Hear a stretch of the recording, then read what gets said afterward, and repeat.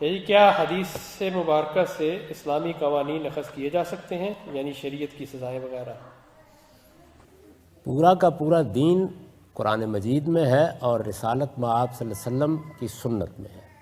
یہ دونوں چیزیں ہم کو مسلمانوں کے اجماع اور تواتر سے ملی ہیں۔ اجماع کا مطلب ہے سب مسلمانوں نے بالاتفاق ہر دور میں یہ چیزیں پہنچا دی ہیں۔ نماز رسالت مآب صلی اللہ علیہ وسلم نے 5 وقت پڑھی اور آج تک اسی طرح پڑھی جا رہی ہے۔ روزے رکھے گئے، ہر سال مسلمان اسی طرح روزے رکھ رہے ہیں۔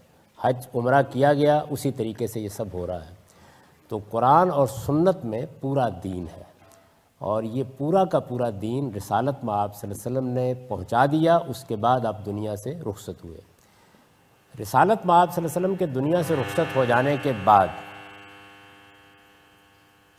رسالت مآب صلی اللہ علیہ وسلم کے دنیا سے رخصت ہو جانے کے بعد جو لوگ آپ سے کہیں ملے تھے، جنہوں نے آپ سے کوئی بات سنی تھی، جنہوں نے کوئی سوال کیا تھا آپ نے جواب دیا تھا، جنہوں نے آپ کو کوئی چیز کرتے ہوئے دیکھا تھا، انہوں نے آہستہ آہستہ اپنی وہ باتیں بیان کرنا شروع کی۔ یہ نبی صلی اللہ علیہ وسلم کے بعد سلسلہ شروع ہوا۔ بعض لوگوں نے غیر معمولی احتیاط برتی، جیسے کہ حضرت ابو بکر صدیق رضی اللہ عنہ ہے۔ انہوں نے یہ کہا کہ میں یہ ذمہ داری نہیں لے سکتا کہ جو باتیں میرے علم میں ہیں وہ میں آگے بیان کروں۔ ہو سکتا ہے اس میں کوئی غلطی ہو جائے، ہو سکتا ہے کسی بات کے فہم میں کوئی نقص ہو۔ تو انہوں نے بہت کم، یعنی آپ حیران ہوں گے کہ وہ شخصیت جو رسالت مآب صلی اللہ علیہ وسلم پر سب سے پہلے ایمان لائی، جنہوں نے ہر موقع کے اوپر رسالت مآب صلی اللہ علیہ وسلم کا ساتھ دیا، کم و بیش 13 سال تک مکے میں، 10 سال تک مدینے میں، ہجرت کے سفر میں بھی وہی ساتھ تھے۔ رسالت مآب صلی اللہ علیہ وسلم کے بعد ان کو آپ کا جانشین بنایا گیا۔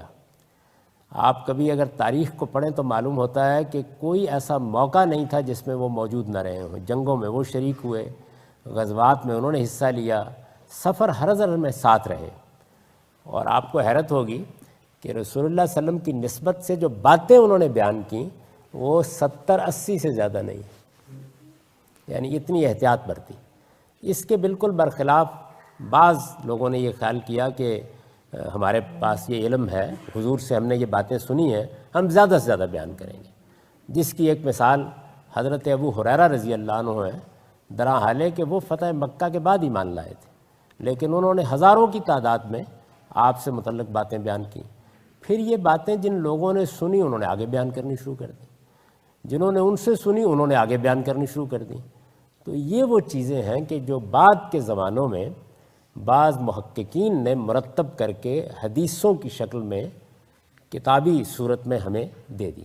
یہ بخاری ہے، یہ مسلم ہے، یہ اصل میں بڑے جلیل القدر لوگ تھے۔ انہوں نے جس طرح کی باتیں لوگ بیان کر رہے تھے ان کی تحقیق کر کے اپنی دانست میں اپنی حد تک ہم کو بیان کر دیے۔ ان میں کوئی نئی بات نہیں ہوتی، کوئی نئی بات نہیں ہوتی۔ قرآن اور سنت میں جو مکمل دین ہے اس میں کوئی اضافہ نہیں ہوتا، نہ کوئی عقیدے کا اضافہ، نہ عمل کا اضافہ۔ اس میں کیا ہوتا ہے؟ اس میں یہ ہوتا ہے کہ رسالت مآب صلی اللہ علیہ وسلم نے قرآن مجید کے اس حکم پر کیسے عمل کیا۔ کوئی شخص دیکھتا ہے وہ بیان کر دیتا ہے۔ رسالت مآب صلی اللہ علیہ وسلم نے فلاں سوال کا دین کے معاملے میں کیا جواب دیا، وہ اس کو بیان کر دیتا ہے۔ تو اس میں کوئی دین کے اندر اضافہ نہیں ہوتا، کوئی کمی نہیں ہوتی۔ اس میں در حقیقت دین ہی کی تفہیم کی جاتی ہے، دین سمجھایا جا رہا ہوتا ہے۔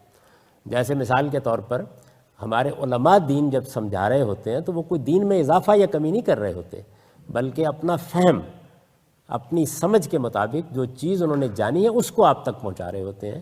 تو رسالت مآب صلی اللہ علیہ وسلم نے بھی دین کی کسی بات کا جواب دے دیا ہے، کسی سوال کا جواب دیا ہے، کسی آدمی کو کوئی مشکل پیش آ رہی تھی کسی چیز کو سمجھنے میں وہ سمجھا دی ہے، یا آپ نے عمل کا جو نمونہ پیش کیا اس کو کسی نے بیان کر دیا ہے۔ تو حدیثوں میں یہی کچھ ہوتا ہے، نہ اس میں دین میں کوئی اضافہ ہوتا ہے ان سے، نہ کوئی کمی ہوتی ہے۔ ان میں ہمارے لیے بڑی خیر و برکت ہے کیونکہ یہ پیغمبر کی باتیں ہیں۔ ہمارے پیغمبر کی سیرت اس سے معلوم ہوتی ہے، آپ کی سوانح اس سے معلوم ہوتی ہے، اس سے پتہ چلتا ہے کہ آپ دین پر کس شوق سے عمل کرتے تھے، مختلف مراحل میں کیسے کیسے مسائل آپ کو پیش آئے، یہ سب باتیں اس سے معلوم ہوتی ہیں، اور اس لحاظ سے یہ بڑی قیمتی چیز ہے۔ لیکن نہ ان سے دین میں کسی عقیدے کا اضافہ ہوتا ہے، نہ کسی عمل کا اضافہ ہوتا ہے۔ پورا کا پورا دین قرآن اور سنت میں محفوظ ہے۔